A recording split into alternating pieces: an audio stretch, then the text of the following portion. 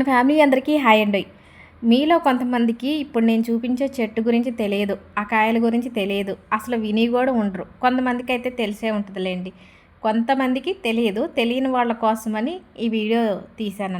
వీటిని మీరు ఇంతకుముందు చూసినట్లయితే కామెంట్ చేయండి, మీకెళ్ళైతే వీటిని ఏమంటారో కామెంట్ చేయండి. ఇక ఇంతకీ ఈ కాయలు ఏంటంటే కుంకుడి జాతికి సంబంధించిన కాయలండి. కుంకుడుకాయలు మనం తలస్నానం చేస్తాం కదా, వీటితో కూడా తలస్నానం చేస్తాం. వీటి పేరు ఏంటంటే గుమ్మడికాయలు. కుంకుడుకాయల నుంచి పసర ఎలా వస్తుందో బురుజులాగా, ఇదిగోండి ఈ గుమ్మడికాయల నుంచి కూడా బుజురు వస్తుంది. ఆ పసరని నీళ్ళల్లో తీసుకొని తలస్నానం చేసామంటే ఉన్న చుండ్రు రాలిపోతుంది, జుట్టు రాలటం ఆగిపోతుంది. జుట్టుకి చాలా మంచిదండి. కొంతమందికి వీటి గురించి తెలియదు, అసలు చూసి కూడా ఉండరు.